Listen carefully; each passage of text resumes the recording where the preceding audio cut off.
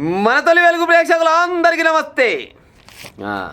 Formula ఈ రేసులో ప్రధాన కుట్రదారు ఫార్ములా ఈ రేసులంట ప్రధాన కుట్రదారు ఓలా అనేది తేల్చేసి తీయాల. ఓలా అనుకుంటారు మరి, నేను చెప్పకుండా అందరికీ ఎరికా ముచ్చట ఓలా అనేది.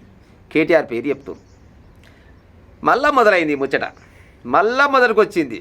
అదేదో సీరియల్ వస్తాయి కదా, రోజువారీ సీరియల్ లెక్క మళ్ళా మొదలుకు వచ్చింది ఈ ముచ్చట. దీనివల్ల ప్రభుత్వంపై సుమారు 600 కోట్ల రూపాయల ఆర్థిక భారం పడ్డదంటుల్లా.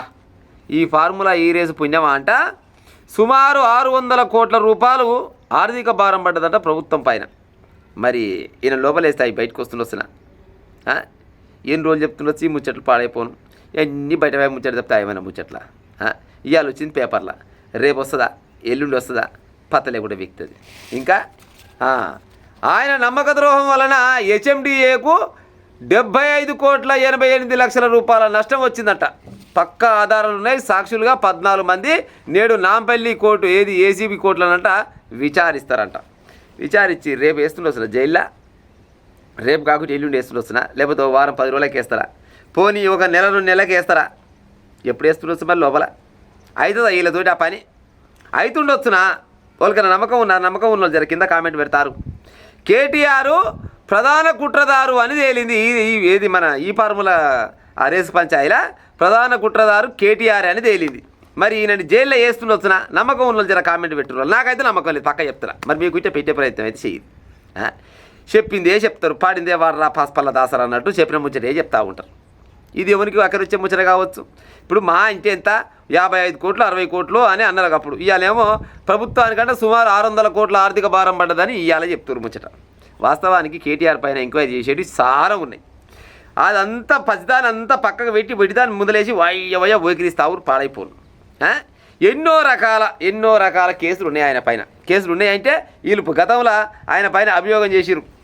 గీడ తప్పు చేసిండు, గడ తప్పు చేసిండు, ఎకరాల కొద్దిగా భూమి గుంజిండు, ఎకరాలు 100 కాదు వేల ఎకరాల భూమిని మొత్తం సర్వనాశనం చేసిండు, అంతా ప్రైవేటీకరణ చేసిండు భూములని ఒక ఈయన మీద అభియోగం ఉన్నది. మరి భూముల పంచాయతీ అయిపోతావా ఏమా? ఇది ఎంత పంచాయి నిన్నమన్నది దాకా 55 కోట్లు 50 కోట్ల ముచ్చట అని అన్నారు. ఇవాళైతే 600 కోట్ల నష్టం వచ్చిందంట ఈయన చెప్పడం వల్ల. ఇంకేమంటాడు గీడ ఆర్థిక న్యాయ శాఖల ఆమోదం, క్యాబినెట్ అప్రూవల్ లేకుండానే ఏకపక్ష నిర్ణయం తీసుకుంటూ కూడా అంటేనంట. ఆర్థిక న్యాయశాఖ ఆమోదము, క్యాబినెట్ అప్రూవల్ లేకుండానే ఏకపక్ష నిర్ణయం తీసుకుంటే మరి 10 సంవత్సరాలు కేసీఆర్ గారు తెలంగాణ రాష్ట్రానికి ముఖ్యమంత్రి ఉన్నప్పుడు, ఈయన ఈ కేటీఆర్ మంత్రిగా ఉన్నప్పుడు ఈయనకు ఎదురు చెప్పే మొగోడు వాళ్ళని ఉన్నారు వాళ్ళ పార్టీలా. ప్రతిపక్షంలో వాళ్ళని ఉన్నాడు, సరే పోని వాళ్ళ పార్టీ అంటే లేకుండొచ్చు. ప్రతిపక్ష నాయకుడిగా ఏ ఒక్క మొగోడు అన్న ఉన్నాడు ఆయల్లా. ఏకపక్షంగా చేయకుంటే మరి ఏ పక్షంగా చేస్తారు? మరి ఆయన మొత్తం ఆయన ఏమనుకున్నాడు, ఈ ఫార్ములా ఈ రేస్ అయినా కానీ ఇంకోటైనా కానీ ఈసారి మేము ఓడిపోతాము. 2 సార్లు గెలిచినాం. ఫస్ట్ సారి అంటే సెంటిమెంట్ తోటి గెలిచినాం.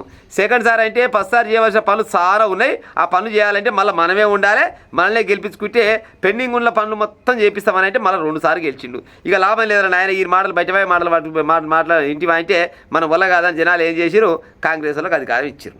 కానీ ఈయన గట్ట అనుకుండా 3వ సారి కూడా నేనే వస్తా. ఇంకా గట్టిగా మాట్లాడాలంటే కేసీఆర్ పానం ఉన్నంత కాలం ఈ తెలంగాణ రాష్ట్రంలో గులాబీ జెండా ఎగురుతుంది, కేసీఆర్ అధికారంలో ఉంటాడు అని అనుకూరాలు పాడైపోను. కానీ తెలంగాణ ప్రజలంతా జర తెలివికాలు అయ్యి జరంతా అక్కడ మళ్ళీ దాన్ని ఇక్కడ మలిపారు, అధికారం వీళ్ళకి ఇచ్చి వాళ్ళని పామొదలు వండబెట్టారు అనుకుండా. మరి ఈయన ఏకపక్ష నిర్ణయాలంటే మరి ఏకపక్ష నిర్ణయాలు తీసుకోకుంటే ఆయన అడుగుతోడు ఓడున్నాడు, ఎవరు లేకపోయేది. ఇవాళనేమో ఏసీబీలు చెప్తున్నారు ముచ్చట ఏంటంటే ఈయన ప్రధాన కుట్రదారు అంటే ప్రధాన కుట్రదారు కరెక్టే, మరి కొనవై లోపలేస్తారా? అదే ఇప్పుడు నా వీడియో చూస్తాను కానీ నన్ను కానీ ఏమైనా చిన్న పొరపాటు వేస్తే ఈ టైం కల్లా లోపలేసి 7 కాడికి కుల్ల పొరుస్తురా మరి గిరణ ఎందుకు కొనబోతలేరు? ఇప్పుడు ఈయన కాడికి పోతుంది ముచ్చట. ఈయనేమంటాడు ఇవ్వాలంట ఏసీబీ కోర్టులో విచారిస్తారంట. ఓ ఛాయ ముందర పెడతారు, 2 బిస్కెట్ ముందర పెడతారు, ఇంకో నీలవాడలు ముందర పెడతారు, ఏసీ వస్తుందా లేదా చెక్ చేసుకుంటారు, మైకులు మంచిగా వస్తున్నారో చెక్ చేసుకుంటారు. చెప్పరా అంటే ఏముంది అది చెప్పా, మీకేం పని లేదు నాకేం పని లేదు, ఏదో తెలిసేపు టైంపాస్ మీరు అడుగురు, నేను అంట బయటికి వెళ్తా మళ్ళీ మీసాలు మేలేస్తాను ఆయన అంటాడు. బయటకు వస్తాడు, నా ఏటిగా కూడా వీగలేరు అని అంటాడు. పక్కా అంటాడు. ఎన్నోసార్లు చెప్పే నా లొట్ట పీసుల కేసు అన్నాడు. ఈ ఫార్ములా ఈ రేస్ కేసుని నా లొట్ట పీసుల కేసు అని అన్నాడు. నిజంగా లొట్ట పీసుకి లెక్కనే ఉన్నది ముచ్చట. ఆయన అన్నది గట్టినే ఉంది, వీళ్ళు చేసేది గట్టినే ఉంది. రేవంత్ రెడ్డికి ఏమన్నా దమ్ము ధైర్యం ఉంటే, నిజంగా కూడా ఏమన్నా చిత్తశుద్ధి ఉంటే కాంగ్రెస్ పార్టీ పక్క పెట్టి ఇప్పుడు ఆయన పార్టీతో ఏం సంబంధం, ఆయన తెలంగాణ రాష్ట్రానికి ముఖ్యమంత్రి కదా. తెలంగాణ రాష్ట్ర ప్రజల మీద ఏమన్నా గౌరవం ఉంటే జర్రా ఈయన చేసిన అక్రమాలు మొత్తం బయట పెడతానని చెప్పింది కదా, బయట పెట్టి ఉపాయం చేయమని. ఈయనని జైలు వేయమని మేము చెప్పం ఎన్నడూ కూడా. కేటీఆర్ని కానీ కేసీఆర్ గారిని కానీ పొరపాటు కూడా జైలు వేయమని మేము చెప్పాం. ఎందుకంటే వాళ్ళు జైలు వేస్తే మాకు వచ్చేయలేదు, ఒరిగేలేదు, సచ్చేయలేదు. కాకపోతే వాళ్ళు చేసిన అవినీతి సొమ్ము ఏదైతే ఉందో దాన్ని కక్కిస్తా అన్నాడు కదా, కక్కించే ప్లాన్ చేస్తే చాలు. మరి కక్కిస్తుండొచ్చునా ఇంకెన్ని రోజులు టైం పడుతుండొచ్చు. ఆడంగీడంగా ఇప్పుడు ఏంది 3 ఏళ్ళ దగ్గరకు వచ్చే 3 ఏళ్ళు దగ్గరకు వస్తేనే ఉండే 3 ఏళ్ళు ఇంకా 4 అయితే 3 ఏళ్ళు కూడా అయిపోయాయి. ఇంకా 2 ఏళ్ళు ఛాన్స్ ఉంటుంది. ఈ 2 ఏళ్ళల్లో ఇక ఈయన చెప్తాడు 2025 2029 నాదే, 35 నాదే, 45 నాదే, 55 నాదే, ఇక ఎల్లకాలం నేనే ఉంటా అంటాడు రేవంత్ రెడ్డి. మరి ఎల్లకాలం నువ్వే ఉండాలంటే మరి గతంలో చేసిన పాలకులు చేసిన పాపాలు మొత్తం బయట పెట్టి ఉపాయం చేయి. ఈ కాలంలో నువ్వేం పాపాలు చేయకుండా ఉండే ప్రయత్నం చేయరాదు. గది చేసేది కాదు. ఇప్పుడే ఆ పడివ అప్పుడే.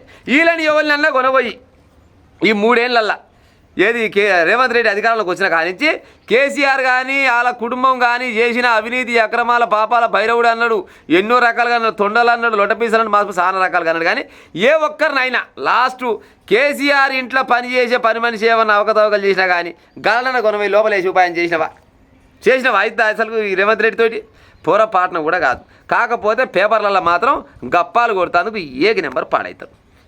ఏం మాటలు ఏమంటారు, అది నోరా తాటి మట్ట ఏం అర్థం అయిపోడు కాదు. అలా చెప్పిరు బరాబరుగా ఈ ఫార్ములా కేసు రేసులా ఈయన కుట్రదారు కేటీఆరే. మరి కేటీఆర్ని కొనవై లోపలేస్తారా? పొరపాటు కూడా లోపలేదు. ఎందుకంటే ఆలాలంతా ఒకటే. ఎంతసేపటికి వారానికి కోనాడు, 10 రోజులకు కోనాడు. ఇవాళ వచ్చిందా రేపటి వెళ్ళిండి రాదు. మళ్ళా నెల రోజులు 45 రోజుల తర్వాత మళ్ళీ వస్తుంది ముచ్చట. మరి ఎందుకు ఏం చక్కదానం ఈ పేపర్లో ఈ పేజీ దండగా తప్పితే ఇంకేమైనా ఎక్కడ ఉండొచ్చునా? నీకు ఏమైనా రేవంత్ రెడ్డి ఏమన్నా శివుని ఎత్తురు వింటే నువ్వు ఇచ్చిన హామీలల్లా ఇది కూడా ఒక హామీనే. ఏం హామీ ఇచ్చినావు? కేసీఆర్, కేటీఆర్, హరీష్ రావు వీళ్ళు చేసిన అవినీతి అక్రమాలు మొత్తం బయట పెట్టి చెంచలగూడల శర్లపల్లి జైల్లో అన్నిట్లో తోలుతాను. ఏ జైల్లో తోలకున్నా కానీ వాళ్ళు అక్రమంగా సంపాదన తీసుకొచ్చి గవర్నమెంట్ కలిపి ఉపాయం చేయి. బరాబర్గా మొగోడరా రేవంత్ రెడ్డి అంటారు. కనీసం ఏనన్నా ఒక డొప్పెడు ఒక గుంట భూమి తీసుకొచ్చి ఏది మన గవర్నమెంట్ కలిపిన దాఖలాలు లేకపోయా మాటలు చెప్తాందుకో ఇంత పొడుగు మాటలు చెప్తారు రేవంత్ రెడ్డి.